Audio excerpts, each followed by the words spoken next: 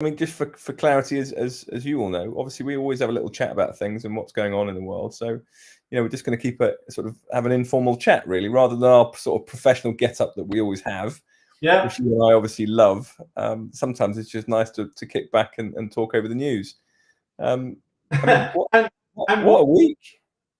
What news? I mean, my God, this is the most extraordinary few days in tech since Ever. I don't know, Steve Jobs being kicked out of Apple back in whenever it was. But it's also getting to the point where it's probably the most extraordinary corporate situation ever. You've got a situation at the moment where 95% of a company's employees have sent a letter to the board saying, we are all going to go unless you three go. So that's out of 770, it's only like 725 of the members of staff have all said, we're going to go unless you three go. And these three are not going. Or they're not going at the moment. They're sitting there saying nothing, explaining for no reason at all why they did what they did, except to say, oh, it wasn't for any bad reason. He didn't do anything wrong. There's no malfeasance going on.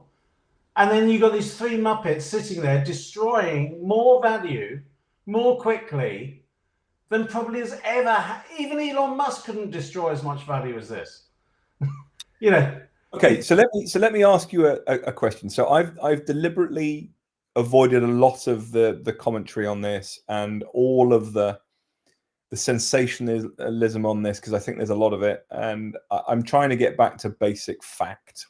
The basic fact is he left, thought to come back, didn't come back. Microsoft offered position.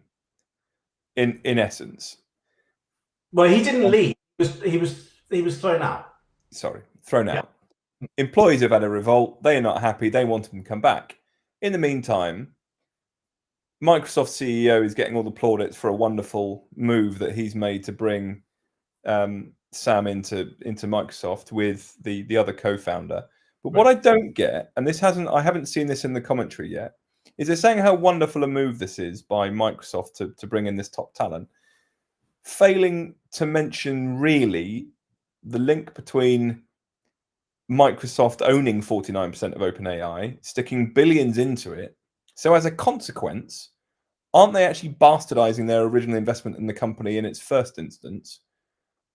So they might have got Sam out into Microsoft, but they've screwed over their investment in OpenAI. Well, am I missing something here? And it's not that wonderful because of that. No, well, Nadella was on a podcast with Carl Swisher last night. Yeah. And which was very interesting. He essentially said, I was a very happy man on Friday. Yeah. We were very, very happy with our relationship with OpenAI. It was working wonderfully. Yeah. And it will be wonderful regardless, because we have the rights not only to all the IP, but in the event of anything happening to OpenAI, they could carry on. So what would actually happen if all of those people left OpenAI? That would be the responsibility of the board of OpenAI having basically nuked their company. Nadella, of course, being Microsoft, is incredibly concerned about the image it portrays to corporate customers. One of the reasons Microsoft has always done so well is if you're a corporate, you know they will be there in 10 years and 20 years, and you know it will work. You know it will just keep going. Now they've got a situation where they've been very, very actively steering their super tanker down the road of building tools on top of OpenAI. Yeah. They've now got three idiots basically saying to their customers, well, I don't know, should you go? Maybe you should go somewhere else. Maybe we're not going to carry on supporting this product. But Nadella said, regardless of what happens, there will be, for the customer, there's not going to be any difference. I didn't quite realize how incredibly close their working relationship was. He says, we always have lots of people in there. They always have lots of people in our place. We have all the code, all the compute, all the IP, all the permissions to basically keep this thing running if necessary. So right, so they haven't bastardized their investment. No, absolutely not. What would actually happen is if they would be becoming OpenAI at a cost of zero, as opposed to the last valuation was 80 billion. It was supposed to be 90 billion, and that's the scale that's happened, and it has changed. It changes the landscape as well, though, because OpenAI with Sam in their situation could sort of keep Microsoft in their box, in the sense of there is no AI without Microsoft, because they need their money, they need their compute and all that. But yeah, OpenAI were really important to Microsoft with what they were trying to do. So he could still keep them slightly apart, and people could believe it's not only Microsoft that we'll be partnering with. We might partner with other people to develop other things. In this new world, obviously the partnership will be 100% Microsoft. So if you have a relationship with OpenAI, you will in effect have a relationship with Microsoft, which is all good for people who are perfectly happy to have a relationship with Microsoft. So for Planet Microsoft, when this actually sorts out, and Nadella made the point that whatever happens, they will never be put in a position again where this could happen again. That's what he said. Yeah. I.e., there's no way you're going to have control. We're going to have control over this situation now, in at least as much as there is no way you could cut us off like you have done over the weekend. To put us in this situation ain't going to happen again. So really, there's only two situations that the board goes. They reconstitute a board. Brockman and Altman go back in, and we just turn back the clock till Thursday evening last week, and we'll carry on. And frankly, I think if that happened and they had a reconstituted board, I think Nadella would be perfectly happy, and that potentially would keep all the value of OpenAI in one place, because it would be an entity then. They would have to build back up all their levels of trust, and they'd have to show their governance situation. They've got to show to the world that no one is ever going to have to suffer from three idiots sitting in a board destroying a company. God knows why, and not saying anything, like a load of petulant children. So they've got a big job to do. So either that will happen, or the whole lot will migrate over to Microsoft. What is also likely to happen, I suppose, out of the 700 odd that have said they will leave, a lot will go to Microsoft, because a lot will want to keep doing the. But you mentioned that cardinal word of trust. Then there's trust on so many different levels, isn't there? There's corporate trust, there's employee trust, there's a whole host of challenges they're about to overcome. And all the while, we're just going to sit back and enjoy eating the popcorn and watching it, because it's fascinating. It is fascinating. I mean, you can't really believe that such a thing is happening. No, this is probably. It's not exactly a good example. It's a terrible. Good governance and responsibility within corporate business and scaling business. It's a shocking example. And I think it's actually a massive indictment of the narcissism that exists in so much of Silicon Valley. Yeah, good word. Good word. Especially where it is at the moment. And I don't know, it's going to be a fascinating few weeks, I think. And actually, the knock-on impact on this will take an awful long time. Well, in many ways, this is all good. in a variety of ways. Personally, I would have been I would be happy if none of this had ever happened. But I mean, it's only me playing around. But what you're going to get, Microsoft will have complete control, and they have all the incentives to keep on pushing, like OpenAI were pushing before. That's fine, but that's fine if you want to be a Microsoft house. For Google, who have delayed putting out their Gemini product, which they've got to be happy too, haven't they? Into next year, Q1 next year, they're saying, which is really, Google have not grasped the issue here. They you'll love this. I mean, they are so paralyzed by innovators' dilemma here, because in so many ways could disrupt their entire business model, right? So much of their business could be trashed.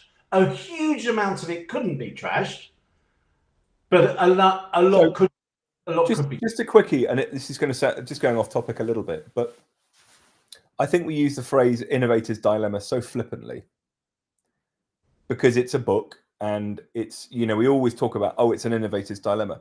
I mean, I'm sure you do know, because you're far brighter than I. Do you actually know the origins of what the actual dilemma is? Well, it comes from Clayton Christensen's book way back in 1990, I think, and it's about when. And what's the actual dilemma? Well, did you ever get to that? There's literally, Anthony. There's one paragraph in the entire book that summarizes the dilemma of the innovator. Do you know what it is? I'm not sure what paragraph that is, but the best way I always think to describe it is that people look at Kodak. Everyone says, "Oh, we don't want to be Kodak. They got trashed by digital. What a load of numpties they were." Well, Kodak actually had the first digital cameras, and they weren't numpties at all. But 40% of their profit came from late fees in the video stores. Oh, that's Blockbuster, you mean? Oh, sorry, I'm talking about Blockbuster. Sorry, Blockbuster, not Kodak. But Blockbuster's the canonical example, and that was the problem. Their business model, 40% of their profits was based on their business model, which ensured that people would hire a video and then would return it late, and then would have to pay a fee. And so it's these situations, and Google's the same situation. If you can, at the moment, you go to Google and you ask it a question, it gives you 10 links to go and find it yourself. But if using AI, you could just get the answer, you don't need the intermediary bit, which sort of takes out the whole world of advertising, which of course is there. There's the paragraph, right? Okay. Let me read you the paragraph, right? Because it's really interesting, and I think we use the term innovator's dilemma too flippantly, and we don't really realize what we mean by it. I mean, I wrote an article back in the day. Actually, I co-wrote it about Rightmove suffering the innovator's dilemma, in the sense that my perception at the time was Rightmove, as a UK orientated property portal, and were part of the first wave of PropTechs back in the day, and was so successful that they weren't willing to move their business model from what they were doing. Their profit margins were like 85%. They kept on putting subscriptions up every single year. Customers still needed it. We used to talk about Rightmove being the gateway drug to leads. It was so successful, they couldn't change it. And that was why they were suffering the innovator's dilemma, because they had such a successful business, they couldn't change and shift it for the risk of losing all the value that it had. And my rather naive and perhaps lack of knowledge dictated this understanding of the innovator's dilemma was what it was. It's too successful to change its direction, when actually it's not. So I'm just going to read the bit that I'd highlighted, and that's the book, which, if it's going to be the bit about people being less good. No, I'm going to read it verbatim. Okay, so simply put, when the best firms succeeded, they did so because they listened responsively to their customers. Sorry, I'm going to start that again. Simply put, when the best firms succeeded, they did so because they listened responsively to their customers and invested aggressively in the technology, products, and manufacturing capabilities that satisfied their customers' next generation needs.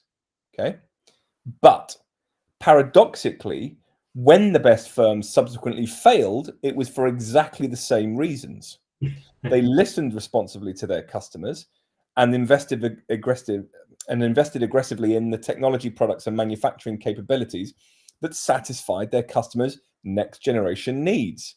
This is one of the innovator's dilemma, blindly following the maxim that good managers should keep close to their customers and can sometimes be a fatal mistake. Yeah. So You're listening to your customers and you're adapting, but actually by listening to your customers and adapting, you're failing to see the asymmetric competition, perhaps, is one argument from others. So you're permanently over-indexing on your best customers and over-optimizing for a smaller and smaller number of people. Exactly that, and for your most profitable customers, and so on and so forth. And that is actually the innovator's dilemma. And it took me a while to realize I'd been wrong for a long time. But let's bring that back to your point about Google.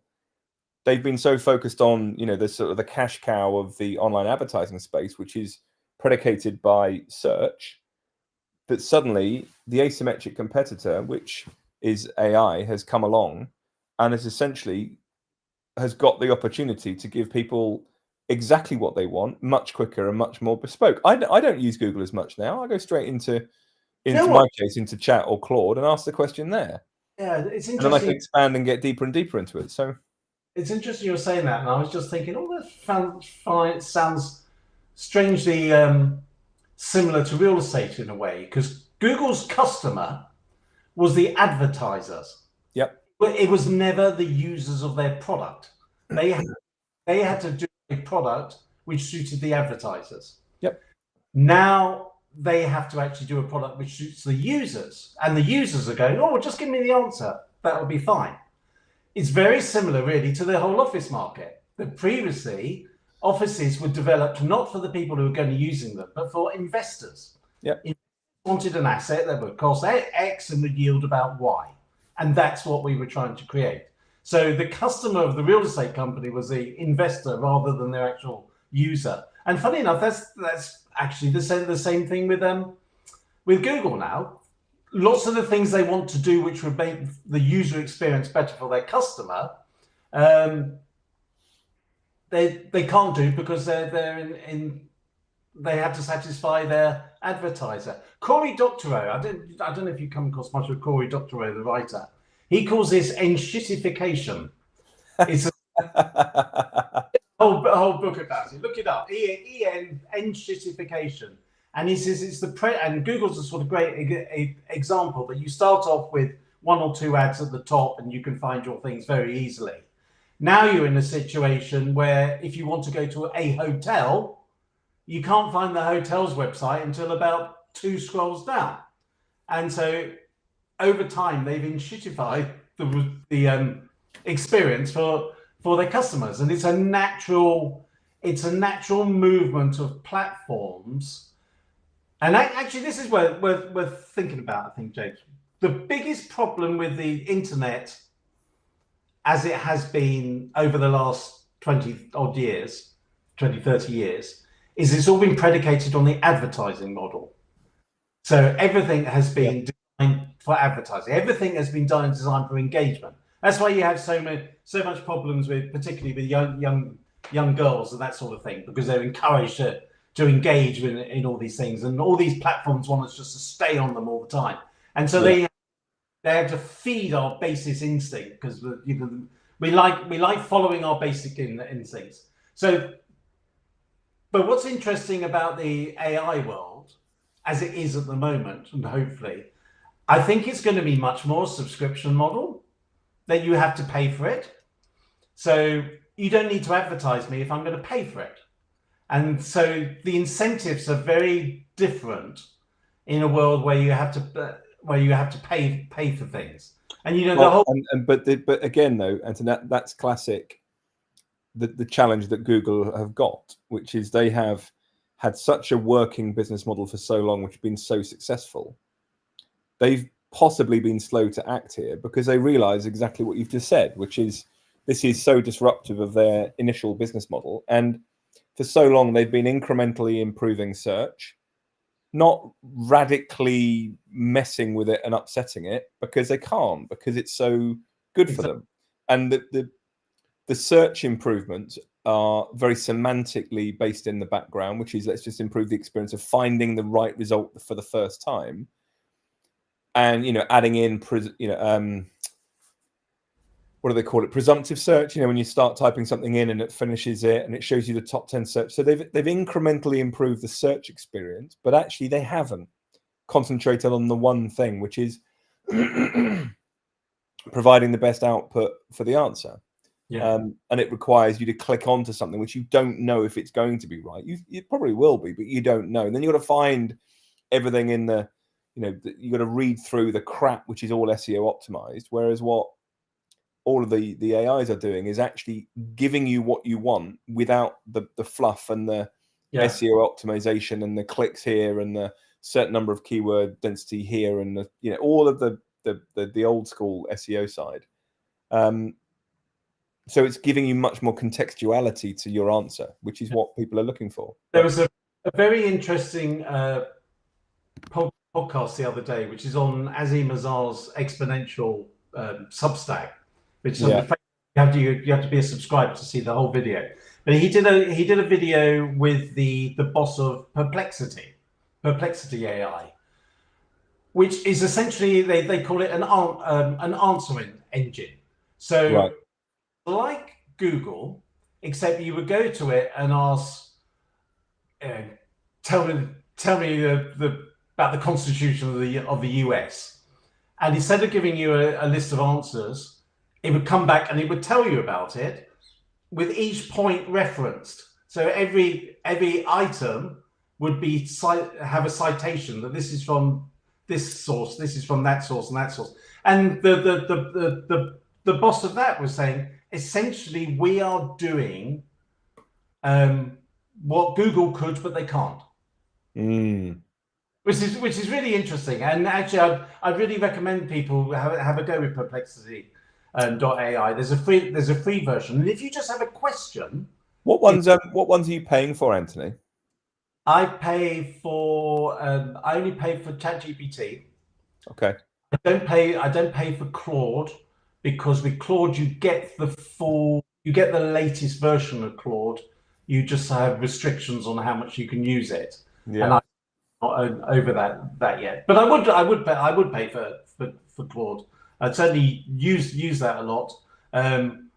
And if it was more money, if I had more need for it, I would definitely pay for Perplexity. And then I pay for Midjourney as well for the image generation. Yeah, I pay for Midjourney and Chat, but I don't use them. I actually just use it because it's more convenient for when I want to try something in Midjourney. That is on the images. It still frustrates me at times.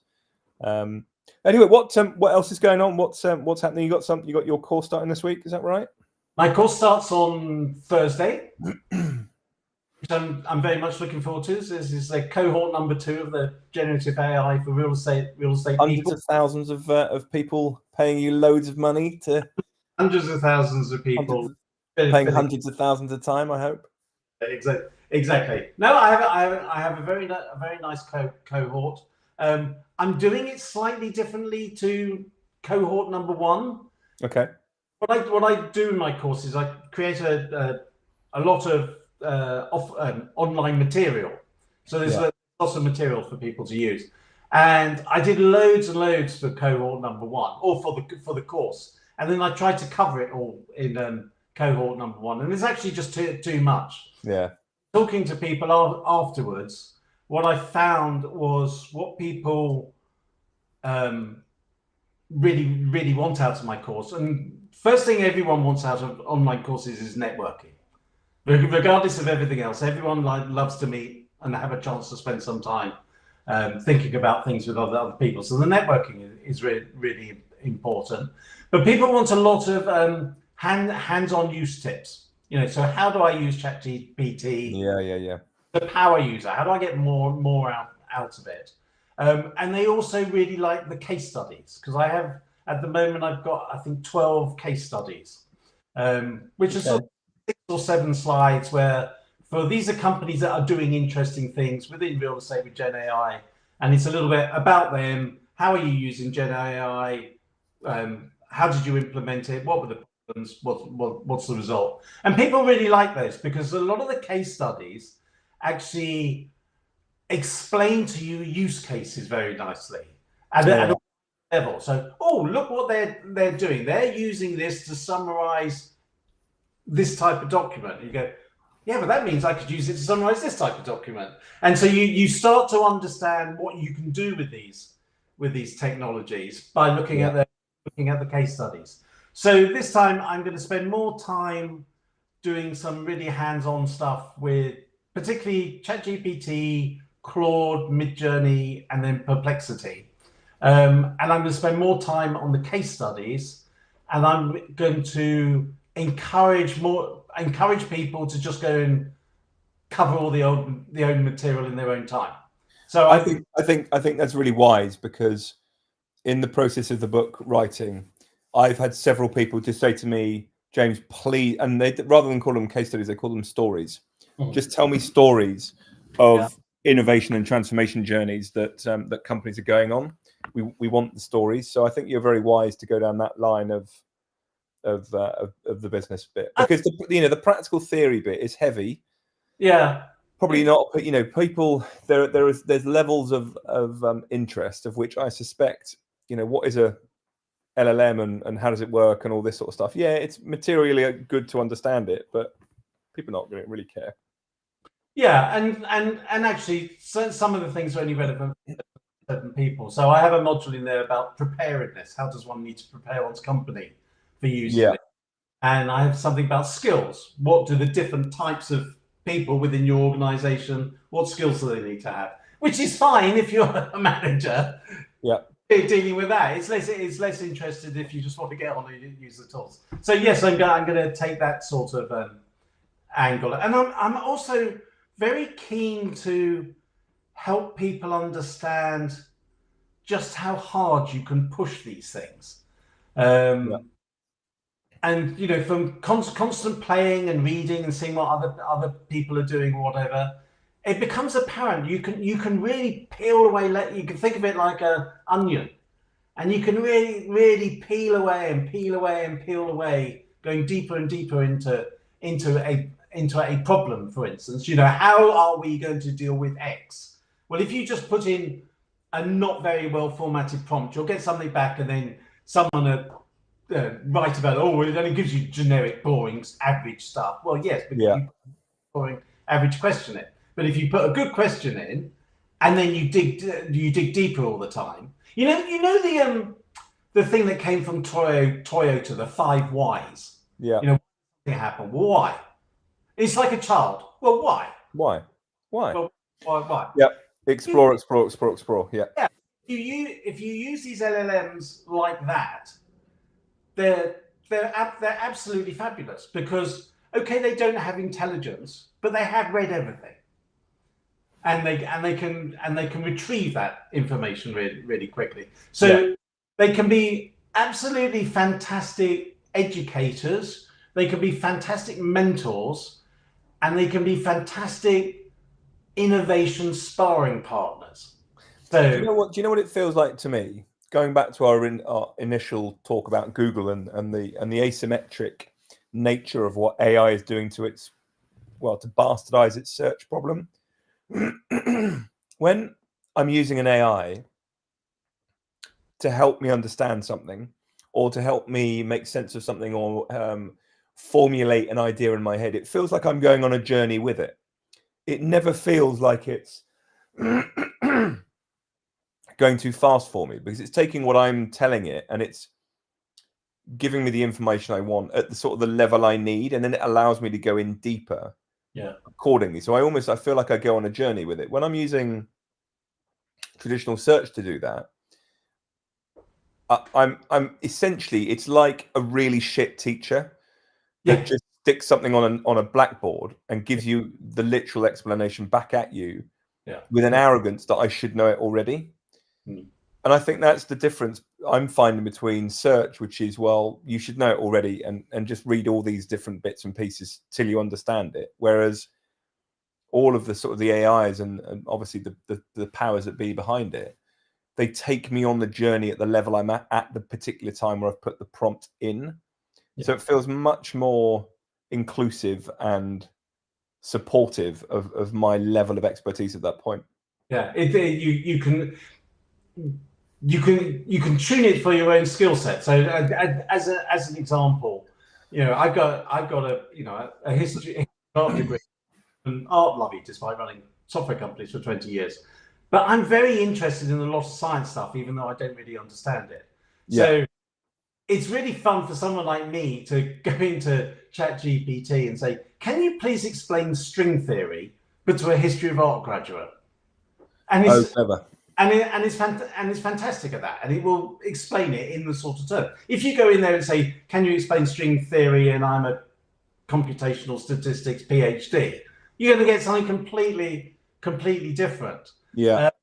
This is an interesting thing, James, that fits into the who benefits from all this stuff. I am firmly of the opinion, as we are now, that these tools have maximum utility actually for individuals at the moment. So for individuals to lean into them and increase their skill set and their capabilities, that's completely friction free. Or $20, but God, $20 is a pret sandwich and a couple of coffees, isn't it? Yeah.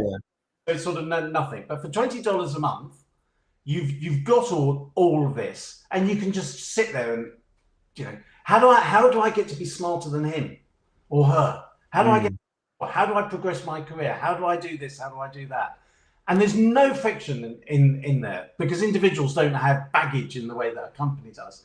For companies to actually integrate these tools into their whole way of working, it's going to be difficult. This doesn't necessarily make for good software a lot of the time because it is probabilistic. It's not determined. So it's not necessarily going to tell you the truth, and it's not necessarily going to give you the same answer. So how do you control it with a customer? Because you're never quite sure. There are ways around it, but it's not easy, and you really have to think through how you're going to implement things and how you might need to change your process and your workflows and things. Customer journey. So it's a big deal for companies actually to really lean into all this. But it is. I'm gonna walk and I'm gonna go and make myself a coffee. So you'll excuse the fact that. But for individuals, this I think this is like a superpower because genuinely, human plus machine in the shape of LLM, easily trumps comparable human on their own. I was talking to someone in Asia this morning who works for one of the big, really big global software developers, and we were talking about the sort of analytics that a large company would do on its real estate, and he was saying, really, every analyst using these new tools should be able to do easy two or three times as much themselves than without it. So you either got a situation where you're that person and your value goes up because you can do more. You're not that person and your value goes down because you can't do it. And at the corporate level, it's a strategic decision about where do we go. If everyone in our industry could do 3 times as much, can we make a market value for that industry of 3 times as much? So as an example, think about lawyers. I had a discussion with a friend of mine who works for one of the very, very posh lawyers up in London. And I said, surely... Well, hang on. Before you even go down that line... I'm not going to mention any names, am I? No, but my point is, surely the first thing the lawyers have to do is work out their business model shift in the first instance. Oh, hugely so. But that's the point. That's the point. Can they service customers at a different level? And actually, this software chap in Asia said this morning, Previously, people might have used our software who only do, I don't know, £100,000 deals or more. Yeah. They can't service a £10,000 deal. But with these tools, they can service a £10,000. So is all this going to make the market bigger? And the legal thing is meaning, does every, what's the word, Joe Schmo on the Clapham Omnibus, are they going to have access to top quality legal services like you need to be a multimillionaire to have today? Or is that not going to change? So if because ultimately with this, if we're talking about, the lump of labor, if there's a finite amount of business with all these incredible productivity tools, you're going to end up with a lot of people out. I think it's inevitable. Except, why shouldn't there be the capability for us not to think, oh well, these sort of services only work for their luxury services only good for the top 20%. Why should they be for the 80%? And will we not find people suddenly developing products? But all those, people talk about the global unbanked, but this global un-X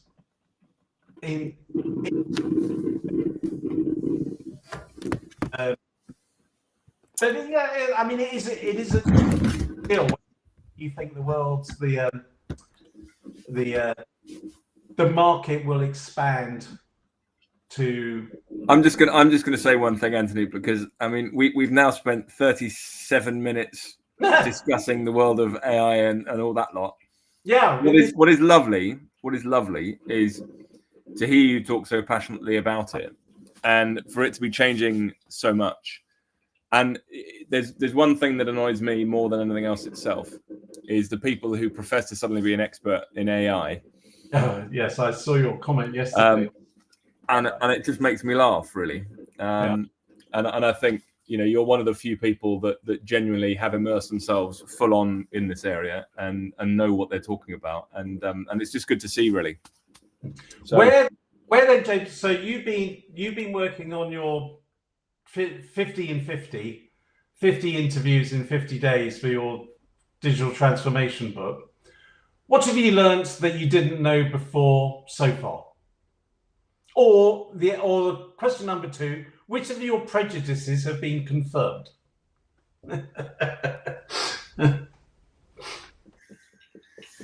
Wow. What I tell you, no. So let me just reflect a little bit.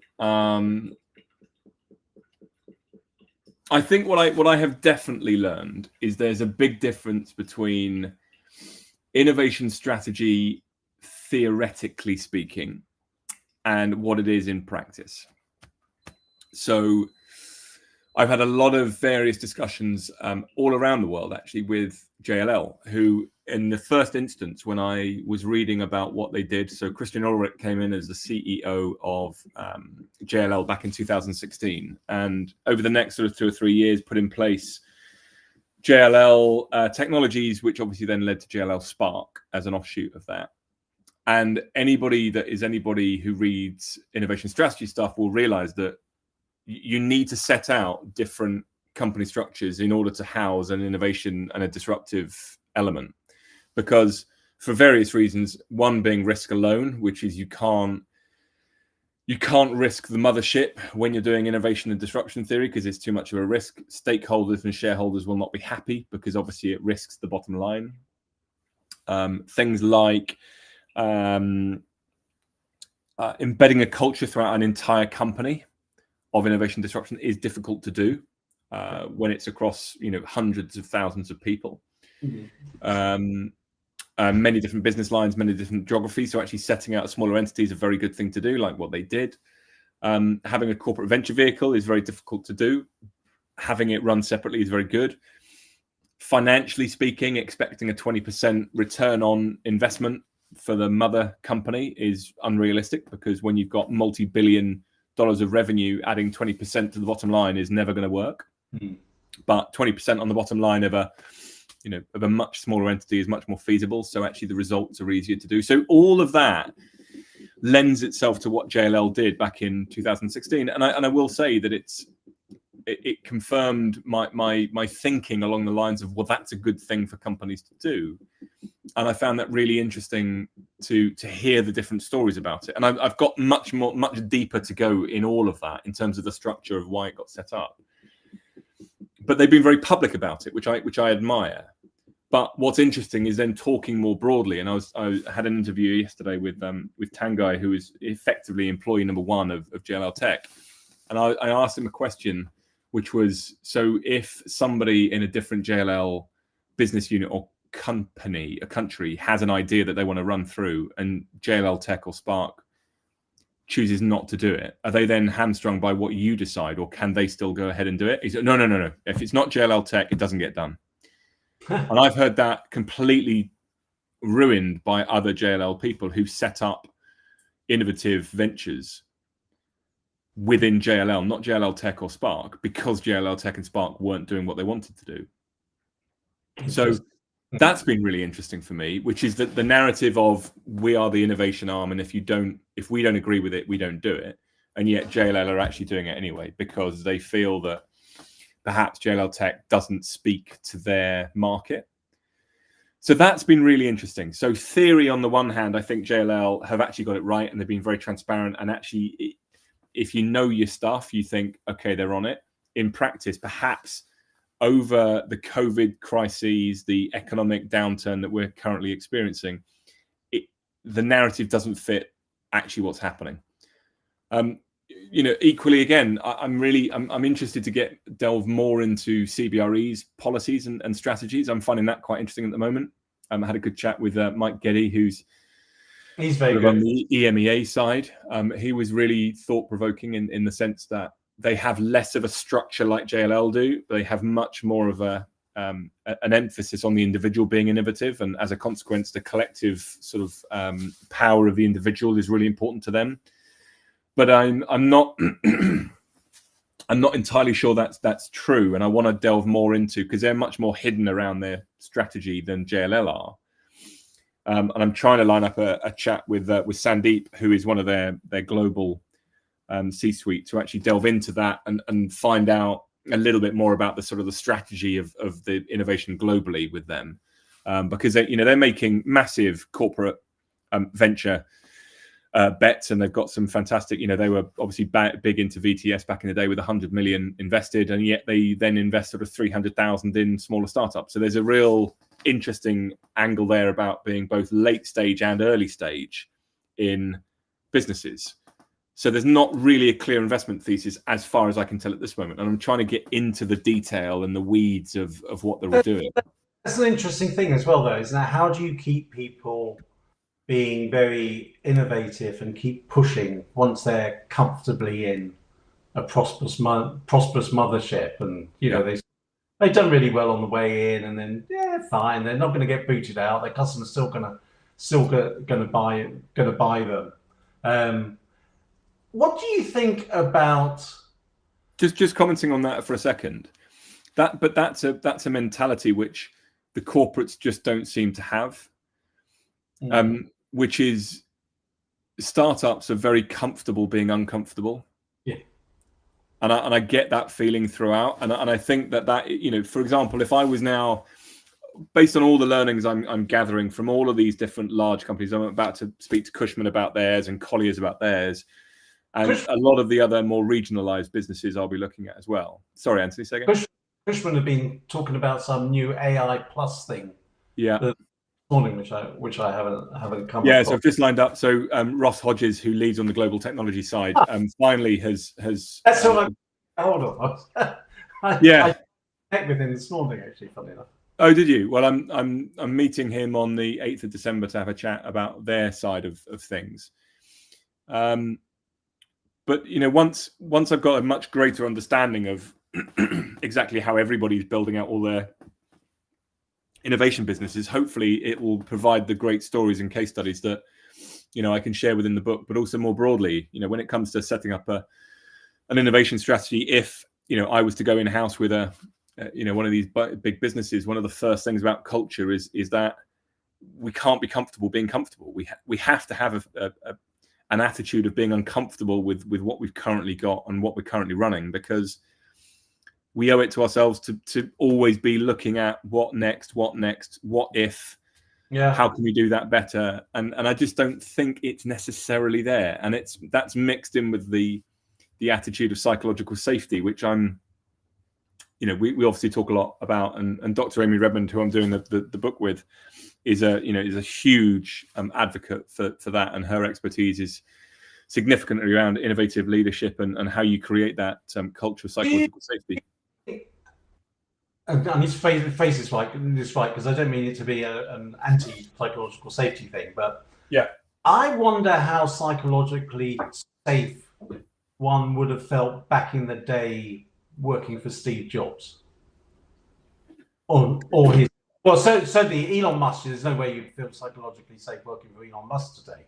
But I think he's a bad person. But well, let me start by asking you a question back. What's your understanding as to what is psychological safety in the first instance? I think of psychological safety as the instinctive feeling that one can express an opinion, push an argument, debate a point, where and with whoever, without being slapped down. Well, hang on. So being slapped back down could mean one of many things, right? But say I'm talking and you're the CEO. Yeah. Psychological safety would be being able to say, James, I really don't understand our new strategy to it feels to me that why? What do you think? As opposed to saying, basically, no, sir. I mean, you see it with so many C-level type people. No one ever says boo to a goose to them, and that's not psychologically safe. But maybe again, I'm a bit biased because I've never been in a big company, and I've always worked for myself, and I've always worked with people like you, and it's sort of part of the fun to go bish bash back and forth without taking any. Nothing you'll say is going to upset me, and I'm not going to upset you. So, but that's a different. You couldn't do that necessarily in a big company. I don't know. Okay, so let's go back to you asking about Steve Jobs and whether people felt safe. Psychological safety, in my now, lack of understanding, because there's so much to it.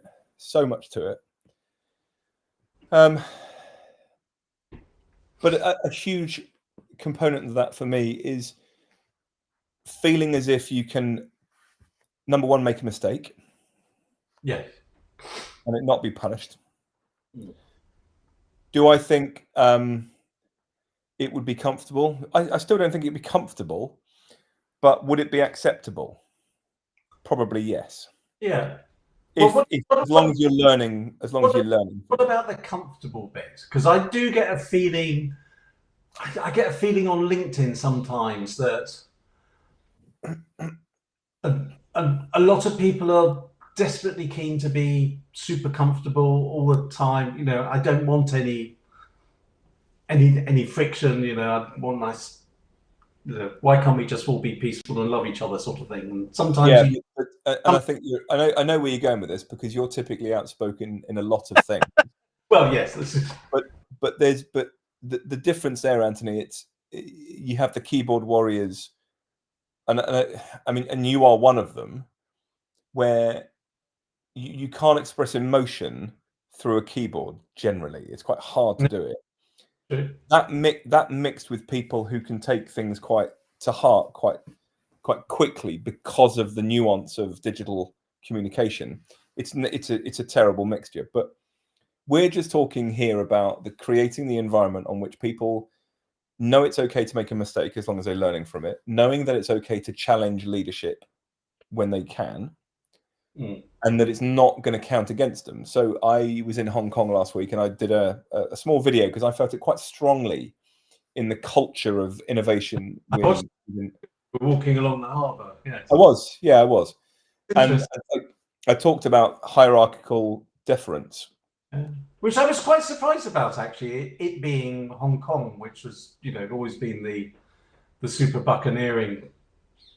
Yeah, and I mean, you've got to be a little bit careful because, as with everything, you know, there are extremes of it all, but it's definitely there. Right. But I was challenged, and someone said to me, "But you know, I think that's everywhere." And I said, "Yeah, I think you're probably right. There's a hierarchical difference." And someone challenged me, saying that, "Is it about having the right because you've earned the right to have that?" And I was like, "Yeah, okay, maybe." But it's still the same, which is, if I was to go in and create a truly innovative setup within a big business, the first thing I would instigate would be a cultural shift in the acceptance it's okay to fail, as long as we learn from the failure, and actually the learnings are more valuable than the failure that is made. Secondly, that it's okay to be challenged. I was terrible at being challenged, Anthony, until probably 6 or 7 years ago. Because I'd never been challenged before. It wasn't something I was used to. And so, for example, I think Steve Jobs probably was quite comfortable with being challenged and was able to answer and argue a case pointedly. You've only got to take the first, the biggest reason the iPhone succeeded was because of the final decision to open up for the App Store. Yeah. Now, his original decision was to keep a closed ecosystem and to not let anybody else outside of it. So the first iteration of the iPhone had a closed, no App Store type policy, and then it opened because developers, third party, wanted to develop apps for it. And he had to back down on that. It wasn't his decision. So there has to be an element of that, no matter how much of a tyrant he probably was in some decisions, and he was very much a centralized force within it. There were key people within Apple, and I can't believe you can build something like Apple without having a strong team around you. From a design perspective, there's no way Johnny Ive was not ever in disagreement with him about certain elements of it.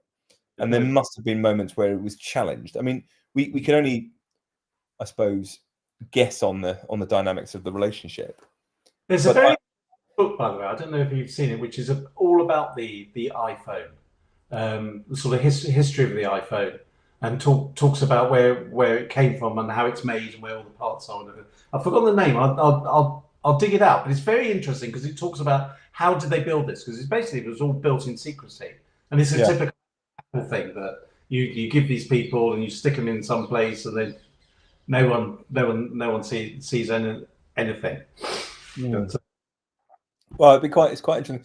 I just one before we go, because I'm going to have to get off. I've had my sort of break, so it's nice to have a little chinwag for a bit. I put a question out about one of the a lot of the work that I'm doing at the moment is around, I suppose, 3 different areas. Number one is understanding corporate innovation and trying to map all of the different structures, strategies, investments, how they're investing for all these different global businesses, and obviously regional and national ones, to do a comparison, which I think is going to be quite interesting to see just what the difference is between corporations. The other one is actually a governmental analysis. What is the UK government doing versus Saudi versus Argentina? Talking of which, sorry, today the government have just put out a new report about innovation within universities, and it's a result of a huge amount of lobbying over the last few years, arguing that the way universities were set up with their spin-outs was done in such a way that we haven't had nearly as many spin-outs as we should.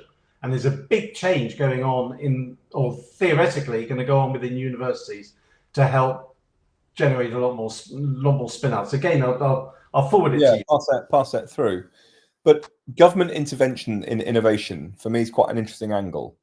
And that's been very much the case since I've gone to more sort of, both communist and dictatorship type governments, where I think we in the UK and other Western, in particular, democracies have struggle with a cohesive strategy. And yet places like Saudi, Bahrain and the like, when they have rulers, have much longer term visions, which I actually think work a little bit more with the innovation side. So I'm doing a bit of an analysis on that at the moment. But the angle, and I like your input on this, I interviewed Tanguy from JLL, obviously part of Spark, which is their venture arm. Faisal Butt from Pi Labs I interviewed yesterday, which is quite interesting. I was meant to be interviewing Brendan Wallace of Fifth Wall today, but that's now going to be next week. And I was mulling it over the weekend about whether VCs are a force for good or not. I was going to say evil then, but a force for good or evil within innovation strategy. Have you got any thoughts on that? Because I couldn't make my mind up in the end. I was drawn, and looking at the poll I put out on LinkedIn, it looks as if the sort of broadly in favour, but it's only about 20 votes or so at the moment. Have you got any thoughts? My feeling is, as a whole, the VC industry's got worse over the last 10, 15 years. It's got worse. What do you mean by got worse? I think there's an awful lot of people in the VC industry who just aren't that imaginative and committed and are sort of playing. There's so much as throwing spaghetti at the wall. Almost back 100 companies want to be all right. But it seems to be there's a fantastic book about the history of VCs, which again I can't remember. But if you think of the early VCs and you think of Valley through the 80s, the 90s, there was a great. I was discussing this with someone yesterday, saying there used to be a lot more idealism in Silicon Valley in terms of wanting to produce things that were, great, insanely, as Jobs went. And now there's so much VC, it's just follow the herd. What's A16Z investing in? Or let's invest in that. Oh, crypto, let's all go into crypto. Metaverse, let's all go. And it's all, there seems to be a great deal of not very thinking in investment. Just following a trend. And I think this is partly a consequence. We had 10 years of free money, so money costs nothing. And that really buggered up everyone's idea of incentives and everyone's idea of a business. You don't need to make any money if money's free. Just keep borrowing it. That's more of a comment on the startup world. But VCs is really the startup world, isn't it? And what? No, I would argue that depends on the VC that you're talking about. If you're talking about early stage VCs, yes. If you're talking about later stage VCs, slightly different. So my question is, do they help or hinder? Oh, I think there's certainly a huge number of companies that could not have existed without VC money, particularly in obviously software, and probably even more so in hardware, because some of this stuff you just need so much money. Look at OpenAI, or look at Uber, or look at so many of these companies that had to, or Amazon needed to lose money first. So that's the flip side, and we can probably name a few companies that have benefited from VC money and wouldn't be the disruptors that they are today. But for every one of the Airbnbs, the Ubers, the OpenAIs, all of these guys, there's many delivery companies and that sort of, it's Peter Thiel's joke about, they promised us flying cars and we got 140 characters. Now, I'm not a great fan of Peter Thiel, although his book is actually really, really good. But one of the arguments he makes in his book actually is in favor of monopolies, because he says it's only with monopolies that companies can end up with so much money that they can do things that other companies could never do. So I think Google, what a Google funding DeepMind for donkey's years, or all these really, really big bets could only happen with VC money. Okay, so hang on. So let's agree. And you've come to the same conclusion that I came to, which is a lot of the companies that are now the innovators in our society now wouldn't have been possible without VC money. Absolutely. Let me flick that. And the contentious element that I was struggling with in my head was when I think about digital transformation and change is a long-term project. Take the real estate. And by the way, that's what I was going to come to. Different industries change at different rates and different times. I think, bearing in mind the real estate industry moves very traditionally slowly at the best of times, Whereas they say digital transformation takes a 7 to 10 year period, I actually think that's fundamentally wrong when it comes to the real estate sector. I think it's going to be a lot longer than that. I think it's a generational shift, bearing in mind the broadness of the sector and everything that goes with it. So the criticism I had in my head about whether VCs help or hinder our sector was around the traditional model of how long, there is a fund and it runs for 10 years and then it pays out. I just don't think that is a short-term expectation on the real estate company investing the money in the VCs. And as a consequence, the VCs are pushing the startups to make the changes. And the real estate industry is then taking a very short-term perspective on return on investment of capital deployed. And what it's creating is this pressure cooker of short-term expectations of change within the real estate sector, which I just don't think is necessarily valid. No, I think that's or not. I think that's a very strong point. If you look at the McKinsey research, that they talk about the adoption of new technologies actually tends to fall within 8 to 28 years to go absolutely mainstream. Say that again. The adoption of new technologies tends to take between 8 and 28 years until absolute mass adoption. Wow, I've not seen. Can you send that to me?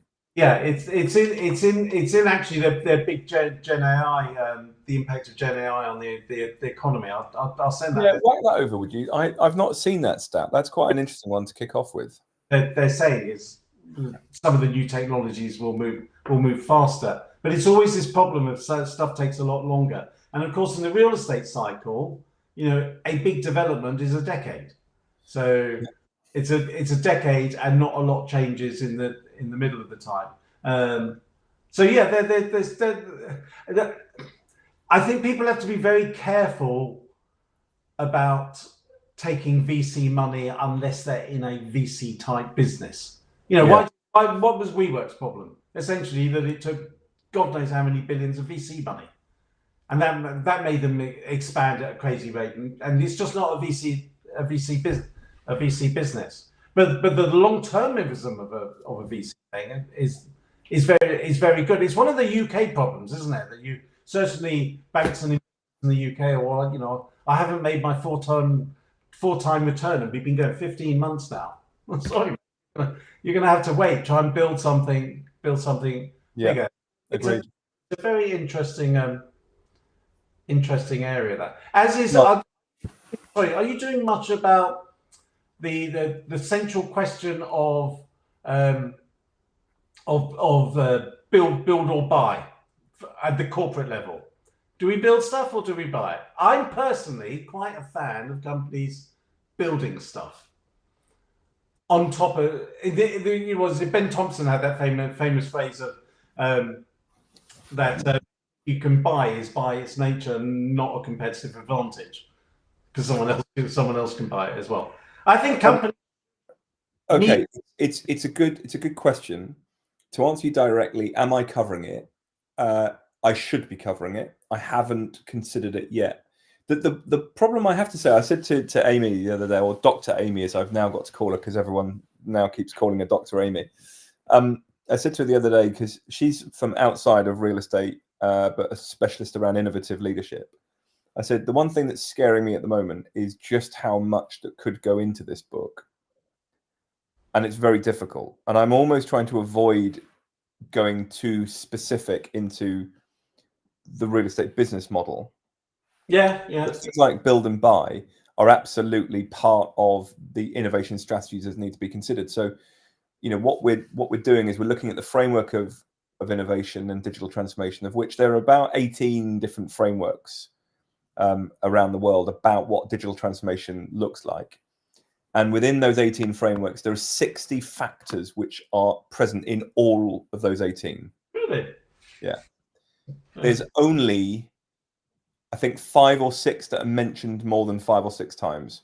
Right. And you wouldn't be surprised that that's things like culture, leadership, organization, strategy, technology. And then other things which aren't mentioned as much are things like data, and something else. So we're basically going to be looking at all of the sort of the frameworks of digital transformation, condensing it down to the most common attributes within a framework, focusing in on, let's say, data, and saying, right, this is the data challenge we have within real estate. This is the data challenge you have within digital transformation. And here are some case studies surrounding work in data in Argentina. This is what this company is doing. So the build and buy aspect comes under the strategy element. So organizational strategy. So, for example, organizational strategy will probably also cater for things like VC investment, corporate venture, build buy. So that you're right to raise that. Direct investment as well is another classic. Incubators, accelerators are another one, and they all feed into the build and buy mantra as well. So I just haven't gone into that bit yet. One last question, because we must stop. The famous book by I've forgotten his name. The chap who took over at IBM donkeys years ago, and it was called "Can Elephants Dance?" And I don't know that one. yeah, Gersler, was it Gersler? He took over, and it was about can elephants dance?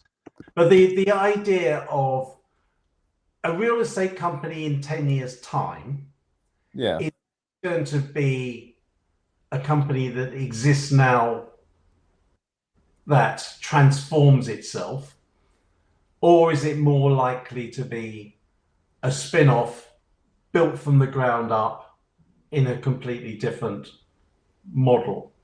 So I'm going to tell you quite confidently that in 10 years, no. Would it still be the existing ones?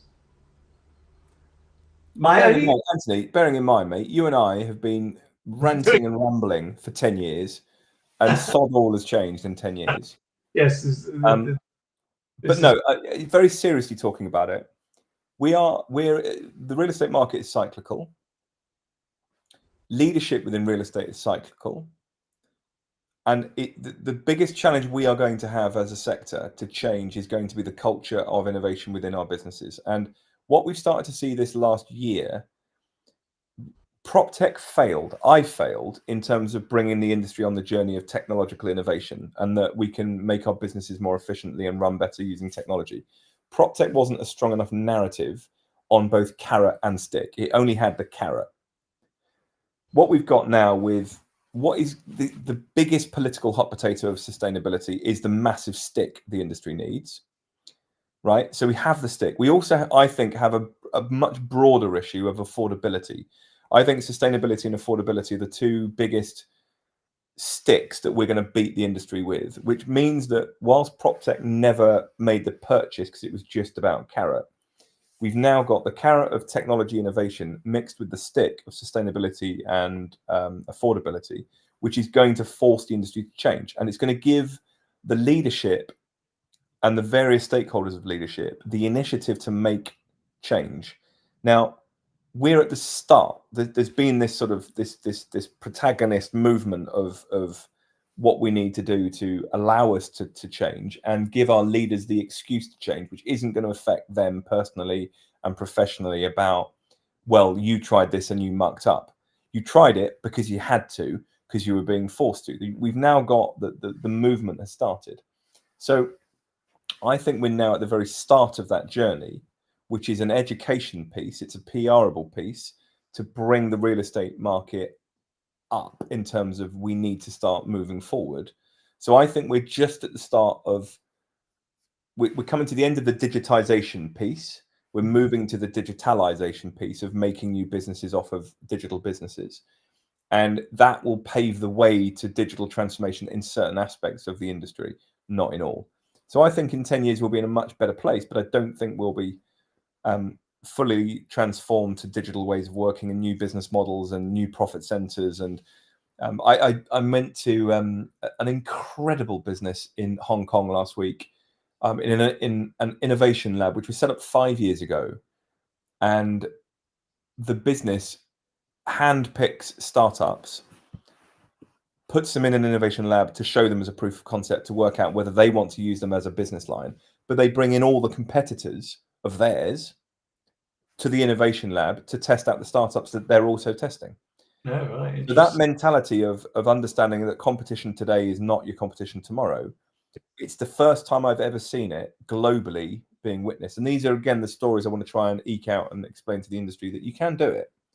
You know, imagine collaborating with your nearest competition on the future of the industry, because if you're investing in these businesses, you want to make sure those businesses survive. The best way of making them survive is not you being the only business that's going to use them.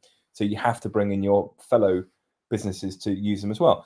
You know, little things like that. It takes a long time of having that cultural shift to find those unique individuals that can see that the mindset shift of today's business leaders is not going to be the mindset shift of business leaders tomorrow. And that goes for the companies, the competition, the product lines, the monetization of products. So we need a long time to educate and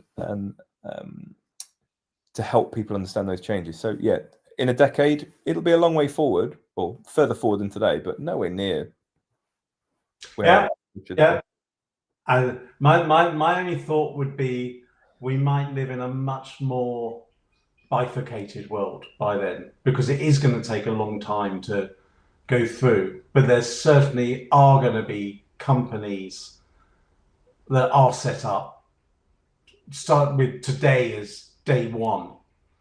They're going to be very, very different entities to the old one. But you know, there might only be, well, you know, it's the technology curve, isn't it? You know, it is. Well, we'll see where we get to. Right, I'm going to end the stream just because we've been talking for ages. So goodbye if anyone's watching this live or recorded, or random wafflings.